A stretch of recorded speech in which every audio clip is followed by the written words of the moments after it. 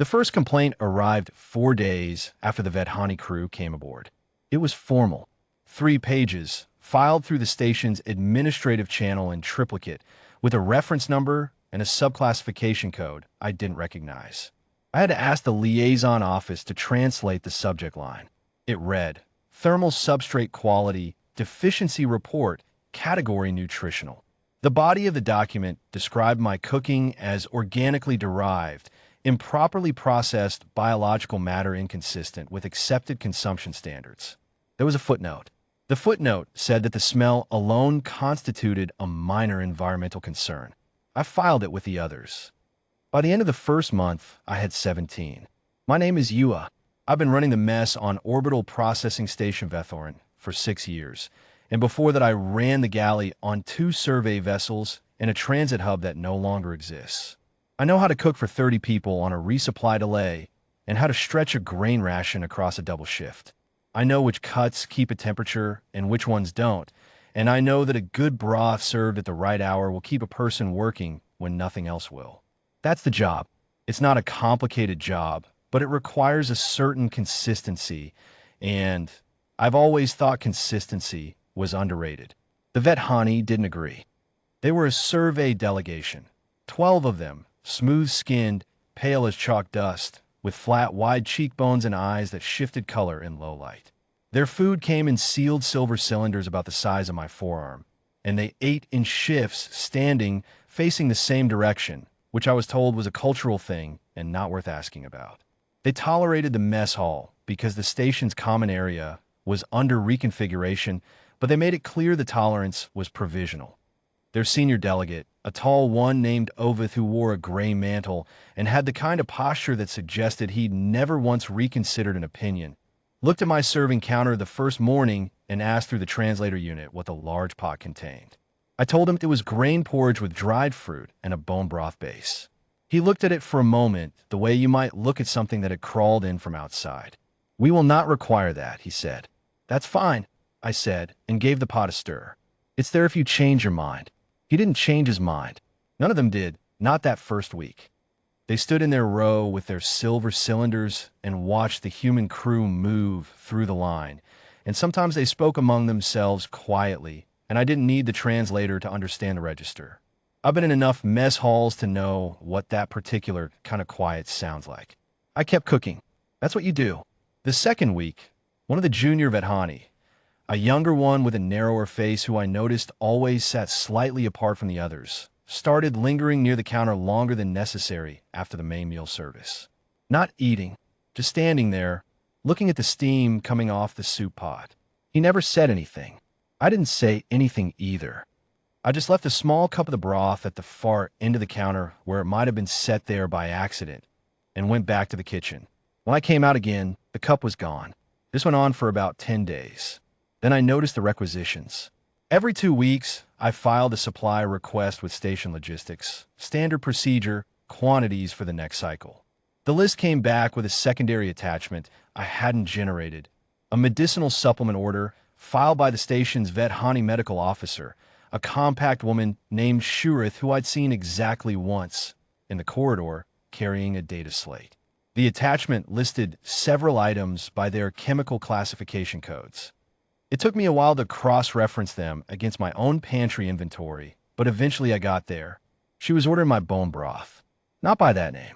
The requisition called it aqueous collagen suspension with mineral trace compound, Class C medicinal supplement. But the source notation listed my kitchen batch numbers. She'd been running the numbers on what the junior delegate had been drinking out of that cup at the end of the counter, or she'd pulled samples from the recycling line, or she'd done something else I never entirely figured out. However she'd gotten there quietly, and now she was pulling 4 liters a week through the medical resupply channel. Then it was 8 liters. By the 6th week, she'd added the grain porridge. Processed complex carbohydrate with secondary fermentation activity, category supplemental. My porridge, ordered in dry weight through a different channel, listed under a code that translated, as far as I could tell, to therapeutic grain matrix. I kept this to myself, not out of any particular strategy. It just didn't seem like my business to announce it. Shurith hadn't spoken to me. The junior delegate hadn't spoken to me. Ovith was still filing complaints. The 18th arrived midway through the second month, this one regarding the ambient temperature of the serving counter, which he felt was inconsistent. I wrote a note acknowledging receipt and adjusted the counter by half a degree. What I noticed over the weeks that followed was that the vet hani were spending more time in the mess hall, not eating from the serving line, still standing in their row, still facing the same direction, but staying longer. Ovith himself started arriving a few minutes before his delegation, which put him alone in the room with the smell of whatever I had on the stove, and I watched him, without appearing to watch him, stand there with his posture and his gray mantle and breathe very quietly through his nose. He never said anything about it. I served the same food I always served. In the 10th week, on a Tuesday morning during the early shift, the station runs on standard Earth time, which the vet hani had submitted a formal objection to and then apparently adapted to without further comment. Ovith walked through the serving line. He had a tray. He'd gotten a tray from the stack by the door, the same ones the human crew used, and he walked through the line and stopped in front of the grain porridge. I was behind the counter. I picked up the ladle. He looked at the pot. He looked at me.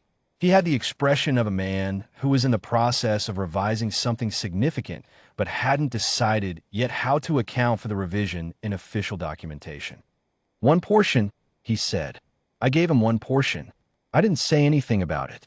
I handed him the bowl and moved to the next thing, which was checking the temperature on the soup, because that needed checking. He took his tray to the far end of the room and ate standing, facing the same direction he always faced.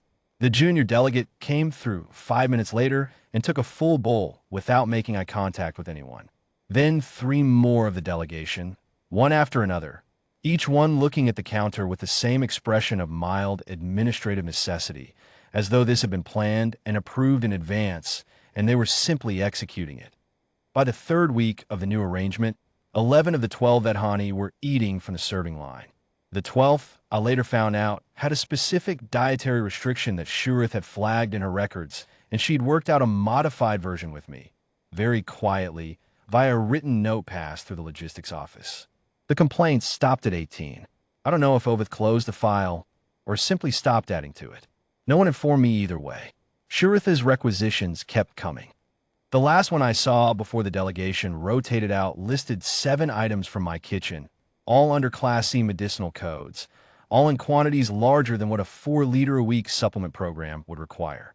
I did the math once, just to satisfy my own curiosity, and the numbers came out to roughly what you'd expect if you're feeding 12 people 2 meals a day for the better part of 3 months. I didn't pursue that line of thought too far. They left on a Friday. The mess hall was quieter after that. The human crew is louder, but there are fewer of them. I cleaned the serving counter and put the grain porridge back to its regular batch size and ordered supplies for the next cycle. The new requisition came back with a secondary attachment, same format as before. Different classification codes, different chemical designations. I cross-referenced them against the pantry. Bone broth, grain porridge. A third item I had to look at twice before I recognized it. The dried fruit I put in the morning porridge, listed by its mineral profile under a code that translated roughly as secondary trace supplement, origin, thermal substrate preparation. The medical officer from the incoming survey team had been talking to Shurith. I adjusted the batch size accordingly and didn't make any note of it in the kitchen log. There didn't seem to be anything to note.